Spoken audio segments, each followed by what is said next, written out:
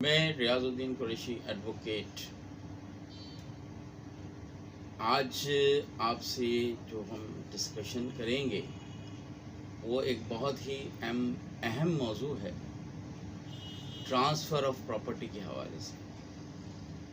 चूँकि जो मैंने प्रीवियस इससे पहले जो वीडियोस बनाई हैं उसकी डिस्क्रिप्शन आप ऊपर देख भी सकते हैं। पहली वीडियो हमारी थी सेल एग्रीमेंट के हवाले से, और सेल एग्रीमेंट जो है, जब कोई प्रॉपर्टी ख़रीदी या बेची जाती है उसमें एक बुनियादी किरदार अदा करता है। सेल एग्रीमेंट्स में जो टर्म्स एंड कंडीशंस तय की जाती हैं वो तमाम टर्म्स एंड कंडीशंस जब कंप्लीट हो जाती हैं तो उसके बाद सेल डीड एग्जीक्यूट की जाती है, रजिस्टर्ड सेल डीड एग्जीक्यूट की जाती है। वो भी मैंने लिंक इसका ऊपर दिया है, आप उसको देख सकते हैं। जब हमारी रजिस्टर्ड सेल डीड सब रजिस्ट्रार ऑफिस में प्रेजेंट होती है, उस हम डिटेल्स प्रीवियस वीडियो में डिस्कस कर चुके हैं। जब हम उसको रिसीव कर लेते हैं सब रजिस्ट्रार ऑफिस से, उसके बाद एक इंतहाई अहम काम जो अमूमन जो एक ख़रीदार, किसी भी प्रॉपर्टी का ख़रीदार नहीं करता है, रह जाता है या जो भी वजूहात हों, ट्रांसफ़र नहीं कराता property. Transfer record of rights में, गवर्नमेंट के रिकॉर्ड में वो प्रॉपर्टी ट्रांसफ़र नहीं कराता, और सिंपल जो उसके पास रजिस्ट्री है, जो दस्तावेज़ है, जो उसने सेल डीड की सूरत में, लीज डीड की सूरत में, गिफ्ट डीड की सूरत में कोई ट्रांजैक्शन अगर की है तो वो सिर्फ उसके पास वो दस्तावेज़ात हैं जो उसके और प्रीवियस ओनर के दरमियान है, और वो सब रजिस्ट्रार ऑफिस में रजिस्टर्ड भी है। इसके बाद जो इंतहाई अहम अमल है वो है ट्रांसफ़र हुकूमत के रिकॉर्ड में, रिकॉर्ड ऑफ राइट्स में ट्रांसफ़र कराना, खाते का रखवाना जिस तरह हम कहते हैं। हमारे पास अमूमन दो किस्म के रिकॉर्ड्स होते हैं। एक वो रिकॉर्ड्स हैं जो रेवेन्यू रिकॉर्ड कहलाता है, जैसे कि अगर हमने कोई ज़मीन वगैरह एग्रीकल्चर लैंड ख़रीदी है या इस तरह, तो वो रेवेन्यू रिकॉर्ड में ट्रांसफ़र होता है, मुख्तियारकार ऑफिस में ट्रांसफ़र होता है। दूसरा हमारे पास म्युनिसिपल बॉडी है, जिस तरह के हमारे पास तालका म्युनिसिपल ऑफिसर्स होते हैं। अगर कैंट बोर्ड की प्रॉपर्टी है तो कैंटोनमेंट बोर्ड के एक दफ्तर मौजूद है, वहाँ पर वो ट्रांसफ़र होती है। अगर आपने कोई सिटी के अंदर प्रॉपर्टी ली है जो सिटी सर्वे से रिलेटेड है तो वो सिटी सर्वे ऑफिस में ट्रांसफ़र होती है। तो ये तीन एक बुनियादी फैक्टर्स हैं जहाँ पर वो आपकी प्रॉपर्टी ट्रांसफ़र कराना लाजिम है। क्योंकि जब हम प्रॉपर्टी सेल परचेज़ करते हैं वो दो किस्म की प्रॉपर्टीज़ हैं। एक तो एग्रीकल्चर लैंड है, वो तो एक सिंपल क्लियर सी बात है। दूसरी लैंड वो है जो बिल्डअप है, जैसे कि घर हो गया आपका, दुकान आपकी हो गई, कोई इंडस्ट्री हो गई। इस तरह की जो बिल्डअप इमूवेबल प्रॉपर्टी जब आप परचेज़ करते हैं, रजिस्टर सेल डीड करते हैं, उसके बाद उसको लाजमन ट्रांसफ़र कराना है। हमारे पास जो ट्रांसफ़र किस तरह से होती हैं, चंद एक उसकी जिस तरह मिसाल हम दें तो बुनियादी मिसाल उसकी सेल डीड है। कोई भी प्रॉपर्टी सेल डीड के थ्रू ट्रांसफ़र होती है, कोई भी प्रॉपर्टी गिफ्ट डीड के थ्रू ट्रांसफ़र होती है, कोई भी प्रॉपर्टी विल के थ्रू ट्रांसफ़र होती है, कोई भी प्रॉपर्टी एक्सचेंज ऑफ डीड के थ्रू ट्रांसफ़र होती है। जैसे कि मैं अपना घर आपको दे रहा हूँ, आप अपना घर मुझे दे रहे हैं, दो हम एक्सचेंज कर रहे हैं प्रॉपर्टीज़, उस पर भी एक डीड बन सकती है। उसके बाद ट्रांसफ़र डीड है।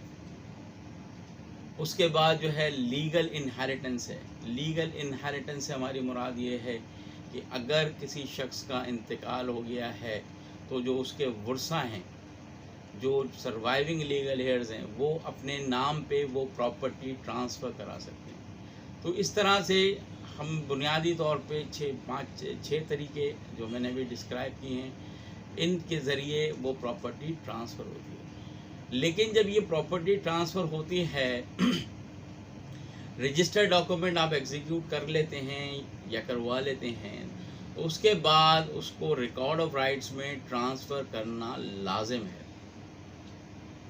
अगर आप नहीं करवाते, रह जाते हैं, तो वहाँ सूरत हाल ये है कि उनके दोनों दफातर, सब रजिस्ट्रार ऑफिस और जहाँ पर गवर्नमेंट का रिकॉर्ड मौजूद है, जो कि मुख्तियारकार भी हो सकता है, जो सिटी सर्वेयर भी हो सकता है, जो टीएमओ भी हो सकता है, एग्जीक्यूटिव कैंप बोर्ड भी हो सकता है, वहाँ पर जब आपने वो प्रॉपर्टी ट्रांसफ़र नहीं कराई है, तो वो लोग लाइल्मी, चूँकि ज़ाहिर है उन्हें इल्म नहीं है कि ये प्रॉपर्टी कहीं रजिस्टर्ड हुई है, मुख्तलिफ जो मैंने डॉक्यूमेंट्स का पीछे हवाला दिया है, सेल डीड हो, विल डीड हो, गिफ्ट डीड हो, एक्सचेंज डीड, ट्रांसफ़र डीड या इनहेरिटेंस, तो वो उसका फ्रेश सर्टिफिकेट जारी कर देते हैं, फ्रेश एक्सट्रैक्ट जारी कर देते हैं लाइल्मी की बुनियाद पे, क्योंकि प्रीवियस ओनर अभी तक ओनर है उसका, जो पहले जो मालिक रहा है वो अभी तक मालिक है, क्योंकि आपने अब तक प्रॉपर्टी रिकॉर्ड ऑफ राइट्स में ट्रांसफ़र नहीं कराई है।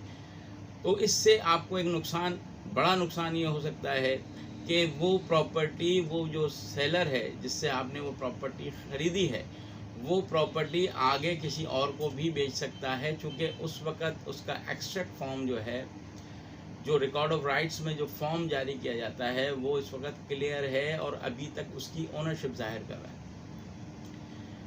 फिर हमारे पास कुछ कवानीन अब ऐसे हैं कि टाइम टू टाइम जब आपका डिले होता जाता है, ये रजिस्टर्ड डॉक्यूमेंट जो आपने एग्जीक्यूट कराया है, अगर ये डिले होता है, उस सूरत में फिर ये वेरिफिकेशन के मराहिल में आ जाता है और आपको काफ़ी सारी परेशानियों का सामना करना पड़ता है। तो लिहाजा जैसे ही आप जो भी कोई रजिस्टर्ड डॉक्यूमेंट आप एग्जीक्यूट कर रहे हैं या करवा रहे हैं, तो कोशिश ये कीजिए कि उसको रिकॉर्ड ऑफ राइट्स में जल्द से जल्द ट्रांसफ़र करा लें, ताकि आगे फर्दर लिटिगेशन में जाने से आप बच सकें। आप अगर ट्रांसफ़र करा लेते हैं तो उस सूरत में आप सिक्योर हो जाते हैं। अगर आप ट्रांसफ़र नहीं कराते हैं तो रिस्क एक अपनी जगह मौजूद है, और उस रिस्क की बुनियाद पे हो सकता है कि वो प्रॉपर्टी जो आपने ली है वो किसी और के नाम पे ट्रांसफ़र हो जाए। तो इसलिए कोशिश ये की जाए कि हम जैसे ही रजिस्टर सेल डीड कर लें तो उसके फौरी बाद हम उसको ट्रांसफ़र करा दें।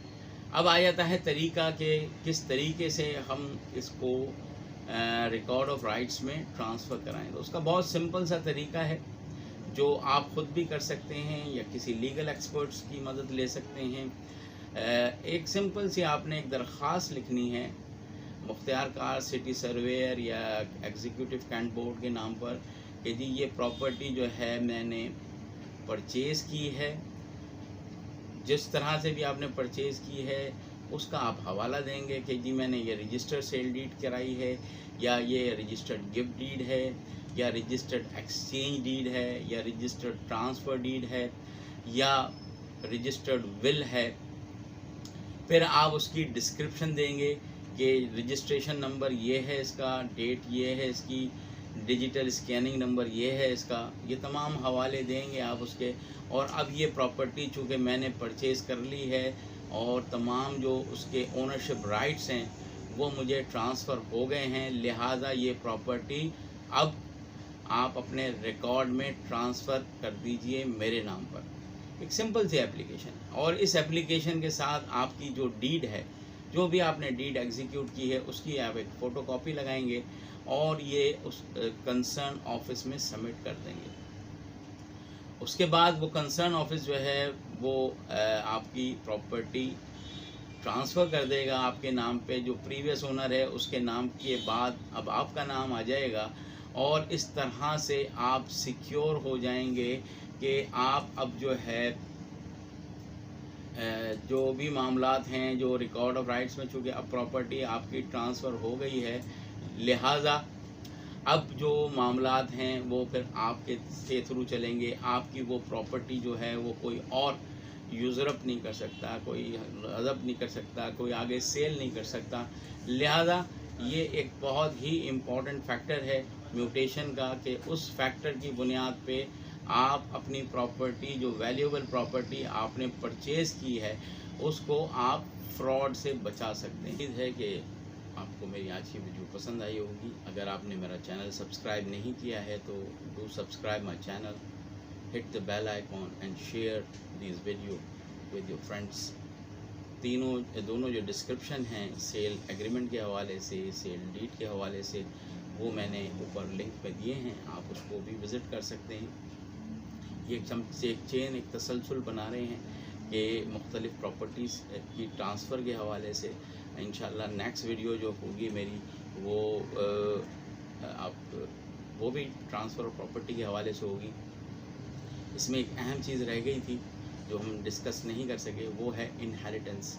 इनहेरिटेंस पे भी आपकी म्यूटेशन है। अगर आप इनहेरिटेंस में जाते हैं, अगर किसी शख्स का इंतकाल हो जाता है, उसकी जो प्रॉपर्टी सर्वाइविंग लीगल हेयर्स, चूँकि वो प्रॉपर्टी सर्वाइविंग लीगल हेयर्स के नाम पर नहीं है, उसका भी सेम प्रोसीजर है।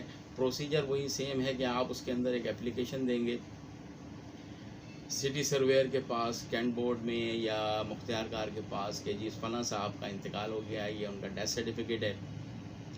दो उसमें आप गवाह देंगे, जो दो गवाह ये गवाही देंगे कि जी फलां साहब या फलां साहिबा जिनका ये इंतकाल हो गया है, उनके ये जायज़ वारिस हैं, और वो जो प्रॉपर्टी है फिर आप सब बुरसा के नाम पे ट्रांसफ़र हो जाएगी। जब आप सब बुरसा के ट्रांसफ़र हो जाएगी तो फिर वो आप जॉइंटली जो है उस प्रॉपर्टी में शेयर होल्डर बन जाएंगे, और फिर आप अगर उसको फर्दर आगे कोई ट्रांजैक्शन करना चाहते हैं, आगे उसको सेल करना चाहते हैं, तो उसमें आपके लिए आसानी होगी। तो ये एक छोटी सी मामला जो हम डिस्कस कर रहे हैं, एक आम फहम मामला, ताकि लोगों को इसकी अवेयरनेस हो। जो लोग फ़र्स्ट टाइम प्रॉपर्टी परचेज़ कर रहे होते हैं, ख़ास तौर पे उनके लिए, चूँकि वो अपनी वैल्यूएबल एसेट्स, जमा पूंजी अपनी सारी जो है वो इसमें लगा देते हैं, और फिर उनके साथ फ्रॉड्स भी हो जाते हैं, एग्रीमेंट की सूरत में भी हो जाते हैं, सेल डीड की सूरत में भी हो जाते हैं। रिकॉर्ड ऑफ राइट्स में ट्रांसफ़र ना करने की बुनियाद पे सबसे ज़्यादा होते हैं, क्योंकि लोग आजकल इस तरह के फ्रॉड भी कर रहे हैं कि आपको सेल करने के बाद वो किसी दूसरे शख्स को भी सेल कर देते हैं, क्योंकि आपने वो प्रॉपर्टी ट्रांसफ़र नहीं कराई होती। तो लिहाजा ये एक बुनियादी काम है जो इसमें कोताही और डिले नहीं करना चाहिए, और हमें जल्द से जल्द अपनी प्रॉपर्टी को ट्रांसफ़र कर लेना चाहिए। अपना और अपने बुज़ुर्गों का ख्याल रखिए, और अगर आपने चैनल मेरा सब्सक्राइब नहीं किया है तो बराए मेहरबानी इसको सब्सक्राइब कीजिए, बेल आइकॉन को हिट कीजिए, ताकि आपको नई इन्फॉर्मेटिव वीडियोस मिलती रहें। Thank you.